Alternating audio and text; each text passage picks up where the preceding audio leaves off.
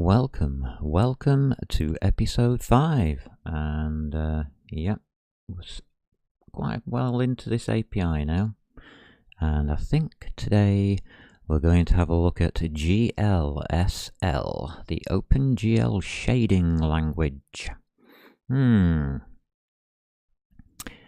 Yeah.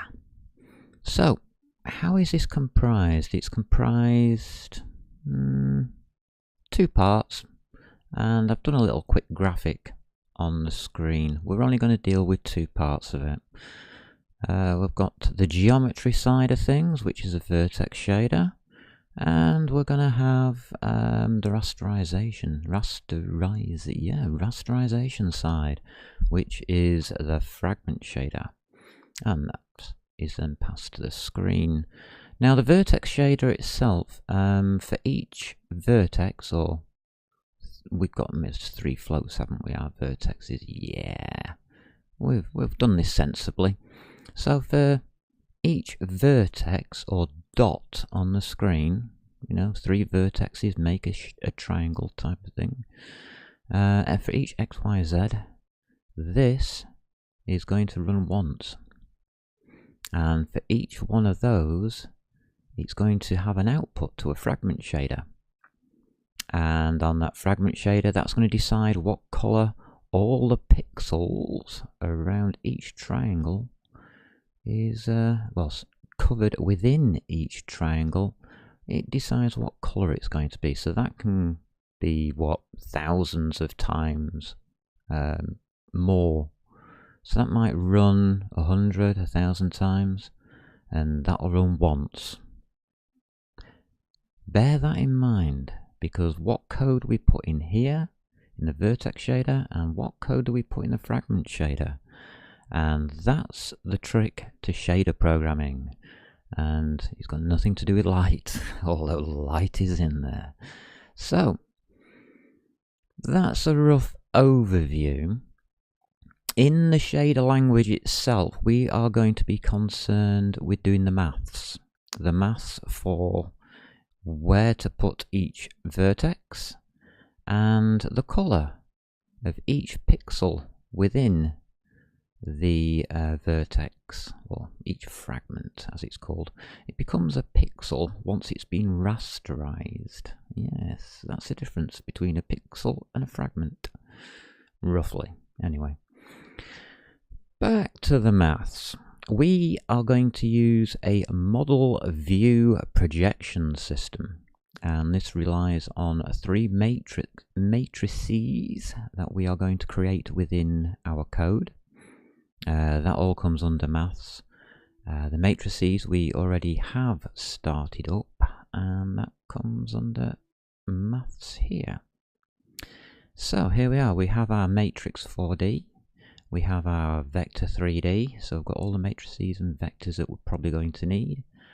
And using that, we should be able to get a model matrix, a view matrix, and a projection matrix. The model matrix is from the model of the entity. It's got position, rotation, and scale.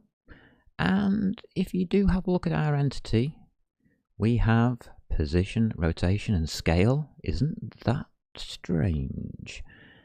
And the camera, rotation and position. Camera, rotation and position. Yeah, that matches up as well. Yeah, I like this. This is starting to look easy. Projection, the window. We haven't got one of those. Screen's field of view, that's from the left hand side to the right hand side. Usually we use about 60 degrees. I use 1 radian. Yeah, there's 2 pi radians in 180 degrees, so work it out for yourselves. Is 1 radian really worth it? Aspect ratio is the width divided by the height of your screen, and we will be doing that in pixels. I can't remember what the standard screen sizes are now. Is it 5:4 or something? I don't know. Near and far plane is where is the screen front, the bit of the screen which is physical, and the far plane is how far into the screen do you want to go. The nearer the better. There's big reasons for that, but the nearer the better. Obviously, if you're doing a world, a 3D world, it's going to be like 100 meters, a kilometer, 1,000, like 1,000 meters. So it's going to be a long way. Under normal practices, it'd be about 10. Yeah, big difference. If you could get it down to 1 or 2, that would be fantastic. If you could get it down to a 1, it'd be unbelievable, but you wouldn't have much room for manoeuvre with your 3D. But if you're doing a top-down view of a 2D area, you can actually use 1 as your far plane. If you're doing 2.5, your far plane, you probably set to 50 or 100. Well, between 10 and 100, put it that way. That kind of thing. And obviously, if you're doing a 3D world, you're talking 100 plus.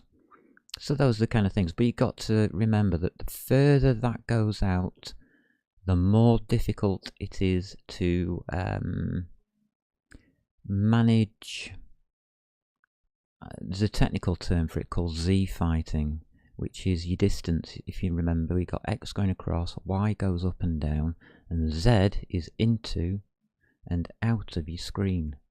So positive is towards you as you're looking at the screen, and negative is into the screen. And if you get two objects over the top of each other, like this white is over the top of the blue, if that was in 3D and that was 10,000 meters away, and you had your far plane at 10,000, and that one was at 10,000, so the blue was at 10,000, the white was at 9,999, it would all start flashing, and it would look like a mess, an absolute mess. You'd have flashing, you'd have things squiggling across it, you'd have all kinds of problems. So separation between contrasts, between textures, and between items becomes really important the further away something is. And bear that in the back of your mind. If you think you're going to have distances where everything's going to be scrunched up and closed up, don't use a huge far plane, whatever you do. You're just asking for trouble. That's the only basic warning I'm going to put on that one, really. We'll try and avoid it, but if it happens, I'll show you how to deal with it. That's roughly about it. So we talked about GLSL. It's a shading language for OpenGL, and it's going to be fun. What does it look like, Blades? Well, let's see. If you could take the C programming language, not C++, but the C programming language, you decided to take away all of the abilities to have things like hash include, and you put fixed function headers in there, then you probably have GLSL, or something very close to it, especially those fixed functions were all to do with matrix maths. And funnily enough, GLSL is designed for it. Yes, it's a fully designed language. It handles matrix calculations and vector calculations at a very fast pace. If you want to do matrix or fast vector calculations, do it here. If you can. And I say if you can because some of it we are going to have to do on our maths side. Things like the base for each one of these. The base model, the base view matrix, and the base projection matrix. All of these we are going to produce ourselves and send through. So we are going to be sending through a mat4 from matrix 4D. And that's about it, roughly. The rest of the things we're going to send through are the vectors for the positions, the normals, and of course we're going to be sending through the texture. So positions and normals. Well, positions is your geometry. So the vertex shader is more worried about position. The fragment shader is worried about your texture. And your normals are used for lighting. So the fragment shader is normally the area where you do your lighting, because that's done and works out the lighting per pixel, or lighting per fragment, which may turn into a pixel. So could you do more in the vertex shader? Oh yeah. Yeah, I mean, if you program it properly and you're sensible about it and you can really set up a good system, then you can get quite a lot done in your vertex shader, and all of a sudden your graphics are working at lightning speed and nobody knows how you've done it. Because it's not in your programming. Not normally anyway. Your programming, when you're talking about the speed of graphics, usually isn't the problem. The problem starts here at the fragment shader. So if you want to speed up your program, move stuff from fragment shader to the vertex shader, and my god does it speed up thousands of times. The code that we are going to be using will probably run at about 1,500 frames per second on an average modern day computer. And I mean an average, not a good one. It'll be in the 2,000 to 8,000 mark on a good one. On my computer, about 1,000 to 1,500, and this is just an average computer. It's just got a good internet, that's all. That's the only reason why it looks fast. There we go. So, how do we go about all of this? Let's start with GLSL. So, let's set it all up, shall we? Get rid of all this stuff here. Don't need that. That's me. Oh yes, I remember data load. Remember? Yes. Look at that there. Correct. Yeah, I did get it wrong. It was me making a mess of things. What I've done is I've put in the colon, making it a member of texture loader. Well, I don't want to redefine it or redeclare it. I wanted to actually use it. So it's just texture loader. It's my fault. I'm an idiot. I really am at times. So do apologise for that. That's from the last episode. Anybody who was struggling with that, do apologise. My bad. I'll hold my hand up to that one. We've corrected it now though. So we can save that out. That means that that's been updated, and I haven't added them.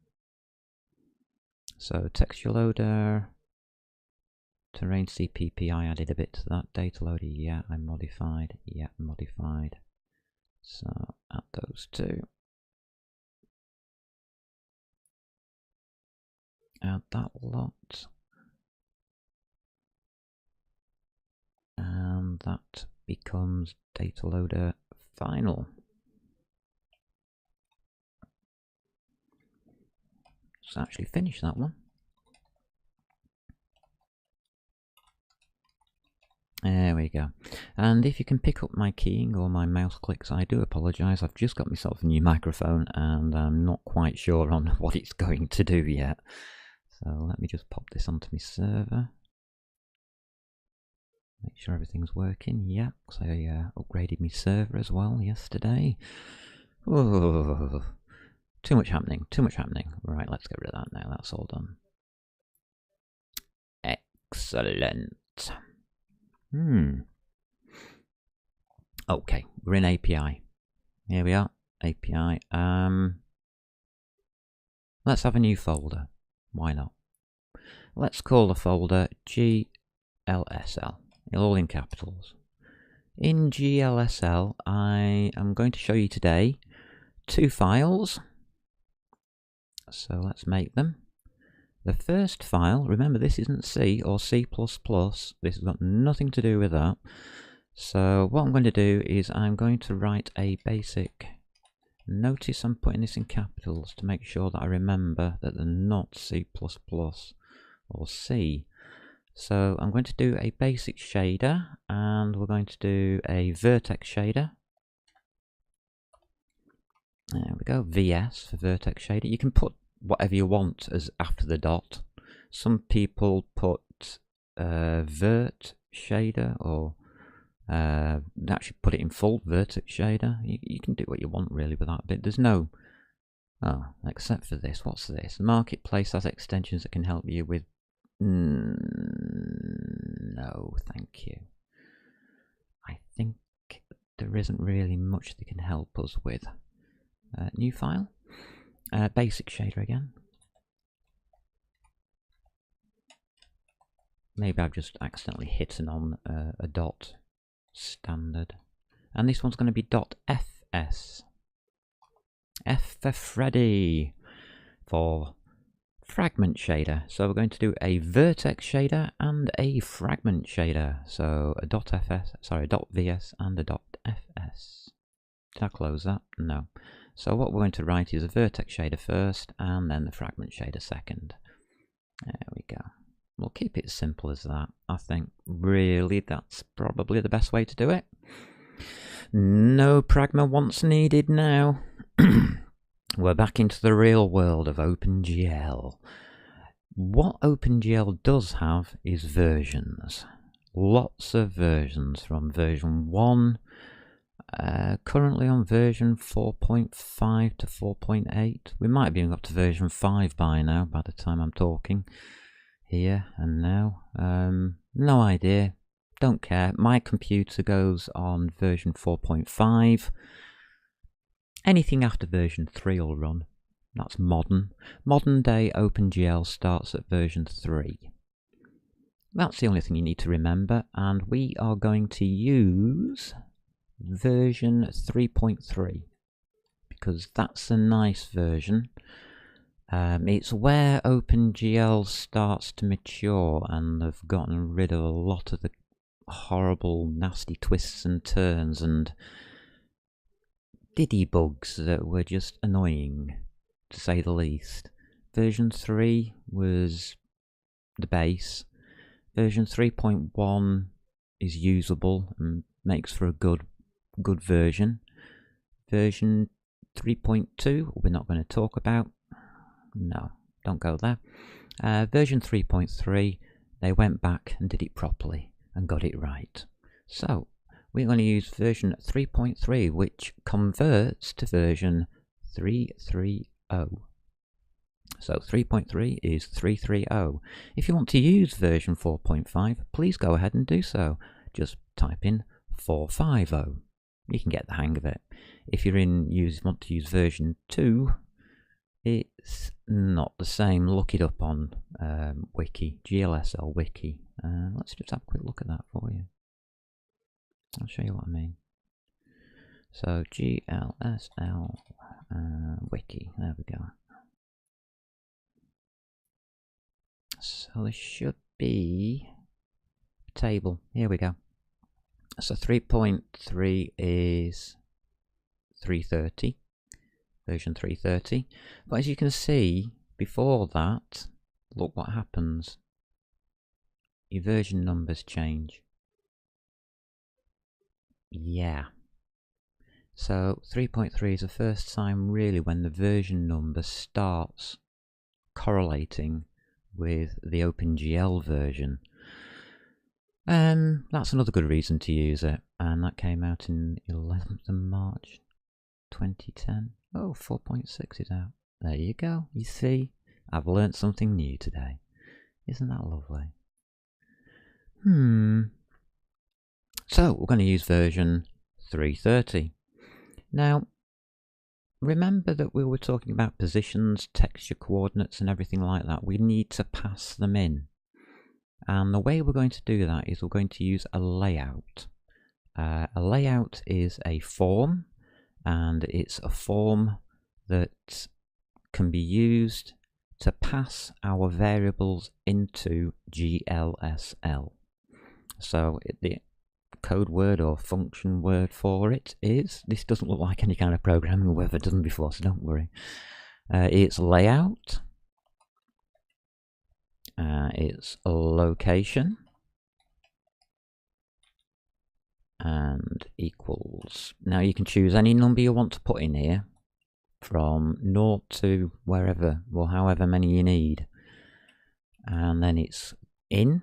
We're sending the value in to this function or this program. It's going to be a vec3, and I'm going to call it position. Okay. Now remember what I was saying. I think it was in the last episode. It's got to match up, and I was going to come back and check. Data loader. Where do we put everything? Yeah, it's at the top, isn't it? Here we go. So that 0 there, where it says attribute list, that attribute list is stored on your graphics card. And that 0 corresponds to location 0 on the graphics card of the layout list. There you go. So, following on from that, what else will we need? Well, just as an example, we'll put in the texture coordinates as well. We'll just skip the normals because I'll have to talk about lighting if I do that one. So we'll just put in our texture positions. So it's layout, it's location, or 1. That's coming in. It's going to be a vec2. Remember, there's only 2 of these. Oops, vec2, and that's just going to be called, what can we call it? Texture. I prefer to put this in more letters because you can be a bit more specific in here. You're not having to type it out tons and tons of times. And what we're going to do is ignore the texture coordinate mostly. So we're actually going to send that out back to the graphics card, but we are going to change its name because we want to pass it straight through, and I'm going to call it v underscore. You'll find out that I use this as a standard.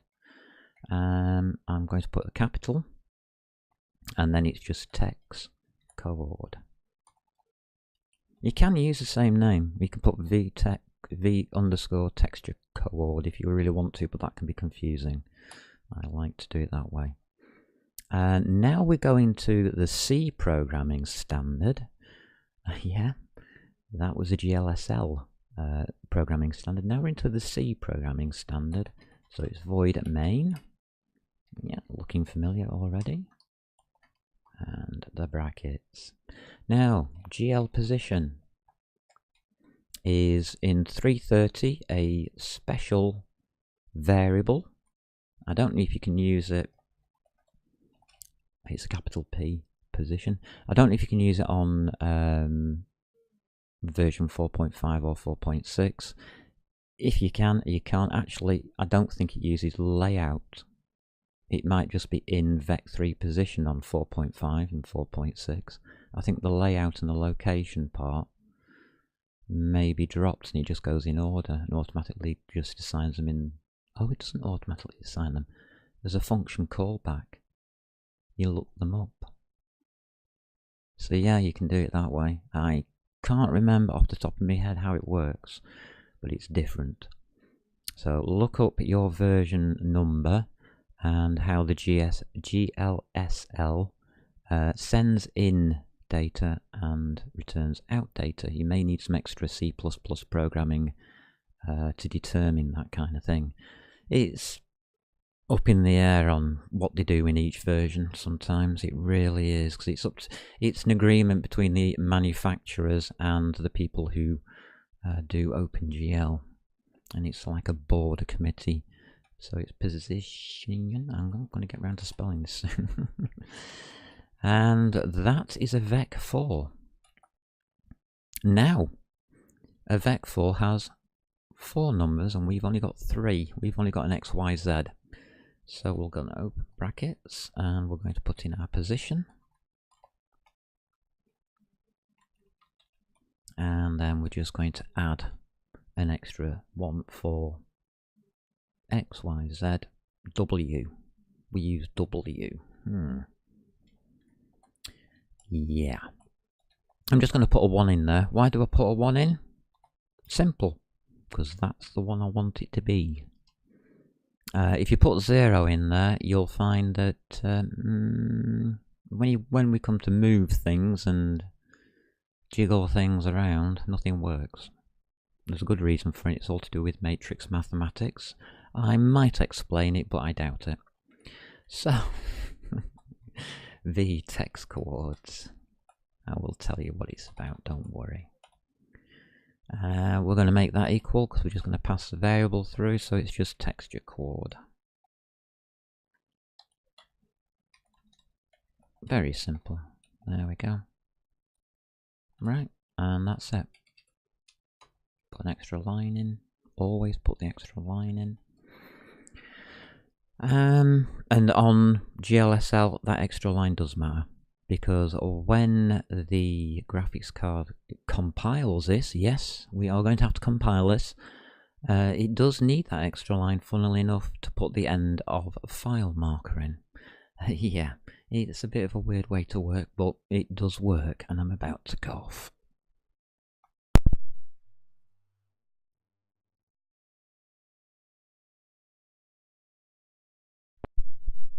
Oh, my apologies.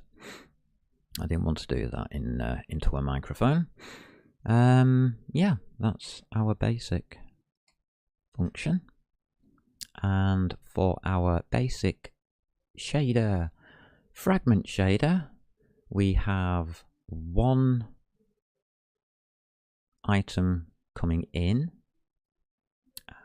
version number 330, so it's just going to be the same kind of thing. It's going to be what? Look at me notes because I don't want to make a mess of it. Yeah, it's just hash version again, isn't it? Version 330. You could have stuff going out. Yeah.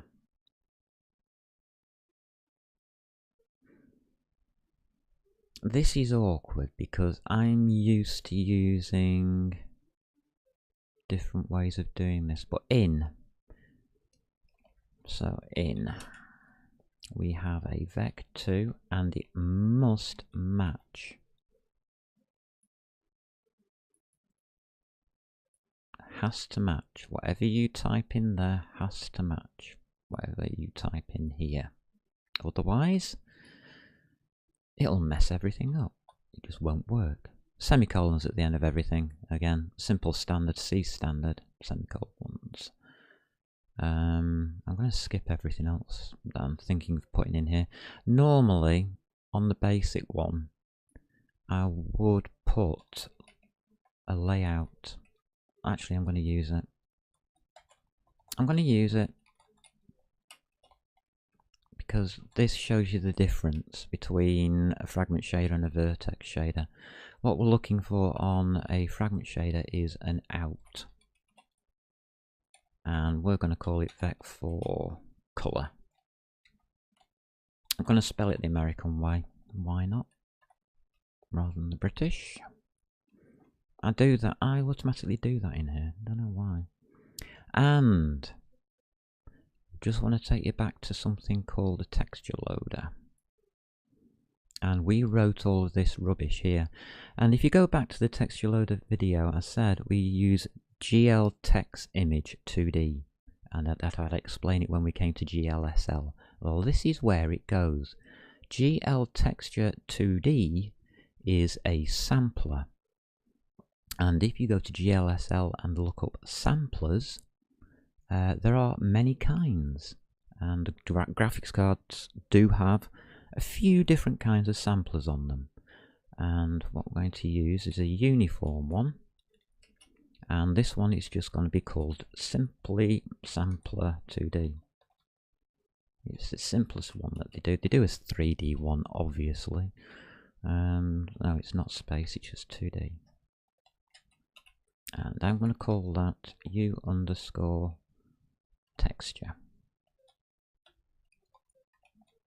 There we go.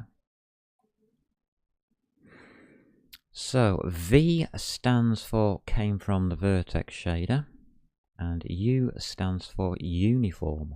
What is the difference? Well, anything that is going to be V underscored, I know has come from the Vertex shader, so I know where to go and find it.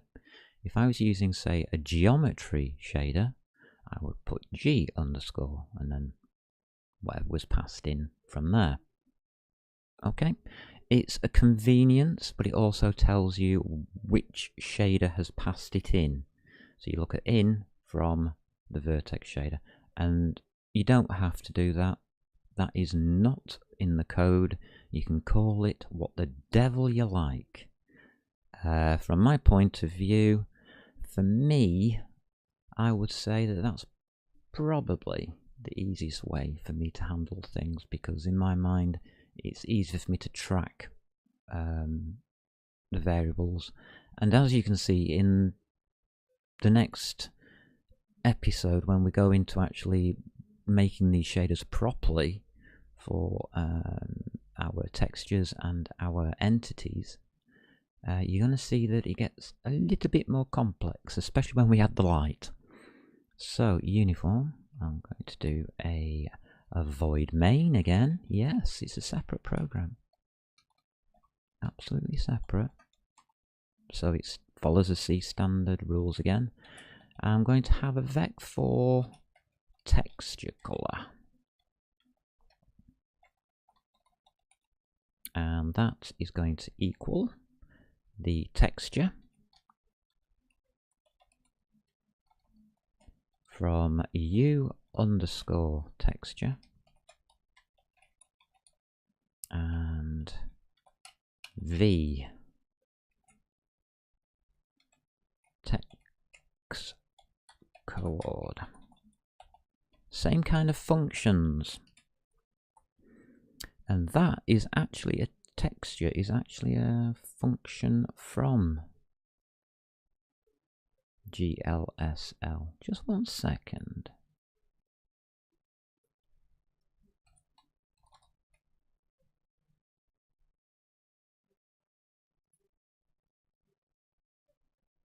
Go language is actually very similar to GLSL.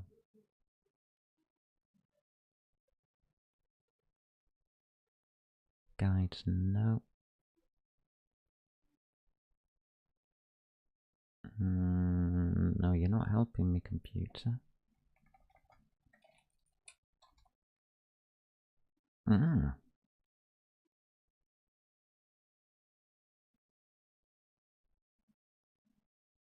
Live WebGL preview. Right, okay.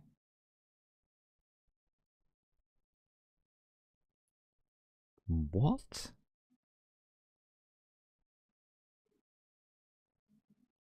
Okay.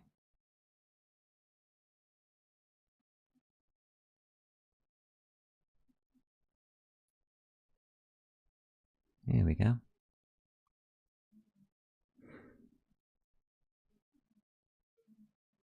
Templates.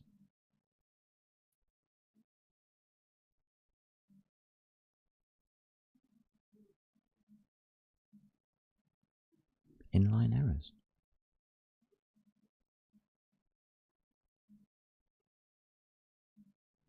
Oh, they show us some as well. Which code version is it? It doesn't say. Does it?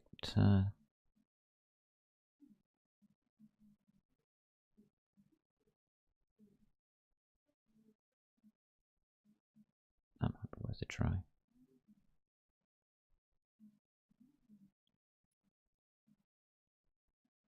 HLSL, yeah, high level.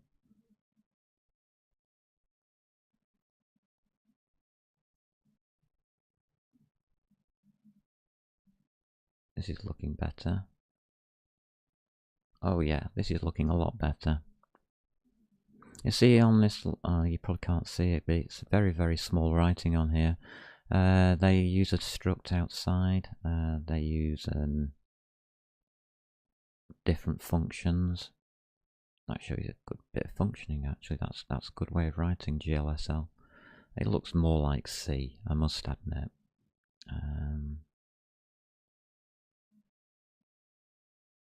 Okay, let's install that.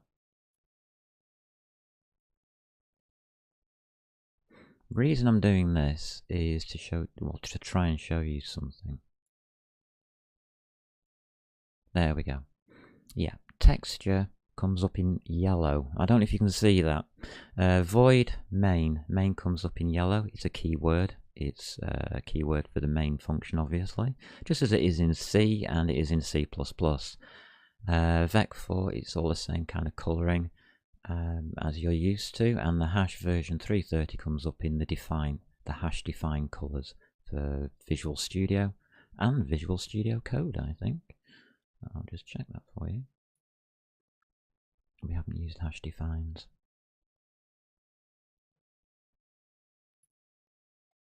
Yeah, hash includes, yeah, it all comes up in the right colours. That's good news.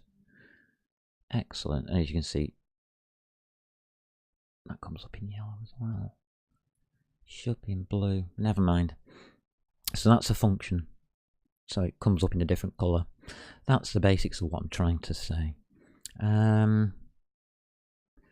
And we have done an out vec4 color. So we have to define color here.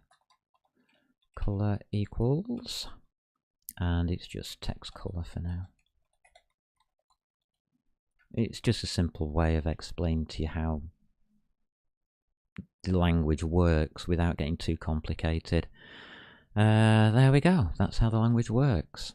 For more information on it, I really would advise you to go and see that wiki page. It's got some good details on there, explains a bit of the history and how everything went hand in hand. Happy, and then all came together at 330. So yeah, version 330. I've been using version 330 now for how many years? Oh my god, 8 years now. Wow. I hadn't realised. Oh, there you go. So, that's how it's done. Nothing to compile it with, so sorry about that. I've gone through roughly everything I wanted to there. I would advise looking at the code. I was going to explain that, wasn't I? Sorry. My bad. Here we go. This keyword here, sampler 2D, as you can see, it is actually a keyword as well. Actually, 1 second. If I type in uniform sampler, no, it doesn't come up. Just wondered if it had all the keywords in there, and it doesn't. Uniform. Uniform variables can only be changed once per each time the program is run. So that can be changed quite a few times. Now, it matters in a lot of ways. Something like this, which is a variable, I mean, that one's going out. I'll go back to these variables can be changed per run. I think that's the basic way, per call to the shader. So these can be called in and changed at any time, really. These are any uniform sent in can't be changed. It's per run. So a uniform has to be sent in at the beginning of the run. This will run once, and your fragment shader may run 10, 20, 100, 1,000. It may run 10,000, a million times. It depends on how many fragments it has to test to become pixels, because that's its job. So that could run an awful lot more. So you've got to be aware that a uniform is different. A uniform literally is, well, it's consistently the same through each run, whereas a normal a variable that is just passed in can be passed in at any time, or in between. You can, like this one here, it can be changed, and it is changed, and then it's sent out to the next one, and it can get changed in there, and it can get sent out again to the next one. Well, we're only using 2, I agree, but it can still be sent out. That's roughly about it.